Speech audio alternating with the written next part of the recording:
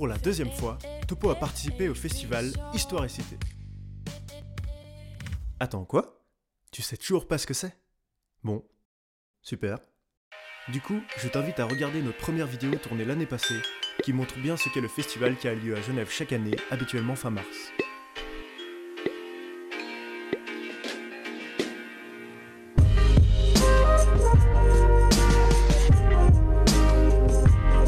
C'est bon? T'as compris? Je disais donc, nous avons participé pour la deuxième fois au festival Histoire et Cité. Nous avons pu organiser un débat entre le youtubeur Nota Bene, c'est lui, et Adrien Budricarbo, le journaliste du temps. Le journal donc.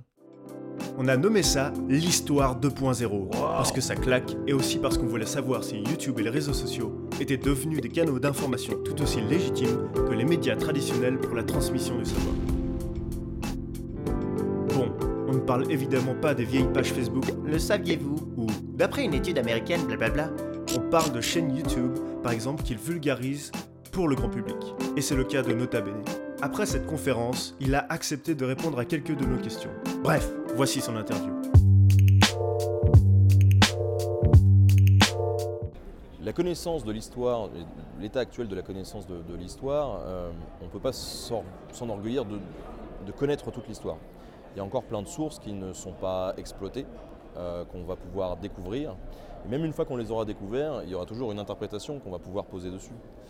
Et ce qui est intéressant avec l'histoire, c'est que c'est une science humaine. Donc c'est une science qu'on va pouvoir faire évoluer, qu'on va pouvoir critiquer.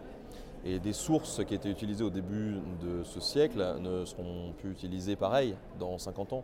Il y aura sûrement des historiens qui vont avoir un autre regard, une autre approche, en utilisant d'autres disciplines, la sociologie par exemple, pour aborder certaines thématiques, et il va y avoir de nouveaux axes de recherche qui vont se dégager. Donc je pense que vu que l'histoire est en perpétuelle évolution, on ne peut pas se targuer d'avoir aujourd'hui la bonne interprétation, ou en tout cas l'interprétation définitive. Il y a des choses qui sont faites et qui vont rester et qui vont perdurer, comme il y a des choses qui nous ont été léguées par d'autres générations d'historiens et qui sont encore valables, mais il y a des choses qui vont pouvoir être remises en question, réinterprétées, ou on pourra avoir un nouveau regard dessus dans quelques années, bien sûr. Ce qui est intéressant avec l'histoire, c'est le travail des sources. Il est clair et net que si on avait des sources sur tout et n'importe quoi, et surtout des sources qui viennent de tout le monde, si on avait des sources sur les enfants, plus de sources sur les enfants au Moyen-Âge et les femmes au Moyen-Âge, au lieu d'avoir des sources par exemple sur les hommes et sur les grands hommes, ça nous permettrait aussi d'avoir une autre vision. Il y a encore pas mal de zones de flou, et dans ces périodes-là, finalement, il y a aussi beaucoup de place à l'interprétation et à ce qu'aurait pu être la société à l'époque. Si on avait une photo à cet instant T très précise de tout ce qu'il y avait, bien sûr que ça pourrait faire évoluer les mentalités dans notre société actuelle, parce que souvent on peut faire référence aujourd'hui à cette époque-là pour justifier des idéologies actuelles. Et puis on va se dire non, il ne faut pas faire ça, on n'est pas au Moyen-Âge, regardez comment ça se passait, etc. Bon, on ne sait pas, tout n'a pas été découvert, on ne connaît pas tout. Maintenant, encore une fois, il faudra questionner la provenance de ces sources, même s'il y avait beaucoup de sources sur les femmes. Au Moyen-Âge, il faudra savoir qui les a écrits, si c'est écrit par des hommes. Le regard pourrait être un peu biaisé. Mais ce qui est sûr, c'est qu'on s'est toujours servi de l'histoire, l'histoire de nos anciens, de nos grands-parents, etc., pour se forger nos opinions, pour se créer une identité. Et si on avait un petit peu plus de sources à disposition, par exemple sur les femmes, peut-être qu'on serait arrivé à une émancipation des femmes plus tôt, j'en sais rien. Après, je fais peut-être des plans un peu sur la comète, mais oui, je pense qu'à un moment donné, si le simple fait qu'il y ait des sources, si des sources avaient été écrites sur les femmes, plus de sources écrites sur les femmes à cette époque-là, c'est qu'on l'a déjà à l'époque, on l'aurait pris plus en considération finalement. Donc là, il y aurait déjà une évolution qui finalement est arrivée bien plus tard. Et la production de sources, même actuelles, en dit beaucoup finalement sur l'état de la société. Je pense que si l'homme pouvait apprendre de ses erreurs à travers l'histoire, ça serait bien. Mais j'y crois pas du tout.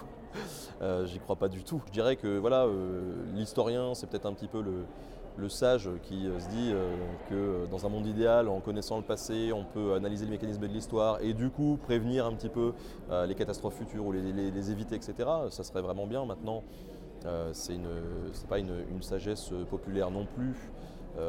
Et les situations sont tellement différentes.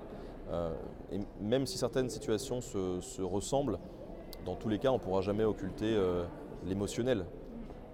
Et aujourd'hui, le populisme fait référence à l'émotionnel. Il ne va pas aller chercher du côté du rationnel, ou alors il fait croire que c'est du rationnel en disant nous on est concret, on est terre à terre, regardez, mais en fait il joue sur l'émotionnel. Si on jouait sur le rationnel, oui, on pourrait esquiver des catastrophes qui arrivent, mais ce n'est pas le cas. Et donc je ne pense pas que l'histoire puisse nous permettre d'esquiver finalement des catastrophes ou d'empêcher que l'histoire se répète, si on peut faire ce raccourci. L'histoire, il faut bien avoir conscience qu'elle est elle est souvent instrumentalisée par les politiques qui s'en servent tout le temps pour légitimer des positions. Tapons tout de suite dans le point Godwin. Hitler a utilisé l'histoire pour légitimer aussi, il a utilisé l'art pour légitimer aussi ses discours. Et c'est pas idiot finalement de se dire regardez comment il faisait avant, voilà, il faut qu'on fasse pareil. Et j'ai envie de dire que même quelqu'un qui a une démarche de restitution de l'histoire de manière objective ne le sera jamais, puisqu'on sait tous que l'objectivité elle n'existe pas. Même si on tente de laisser le politique et l'idéologique de côté, le simple choix éditorial de sujet oriente politiquement une publication.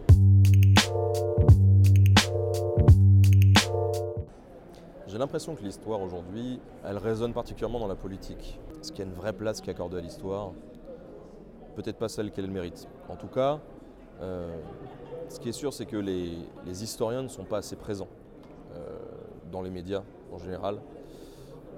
Il faudrait qu'ils retrouvent leur place finalement dans l'espace public et dans le débat public. Ça me paraît extrêmement important.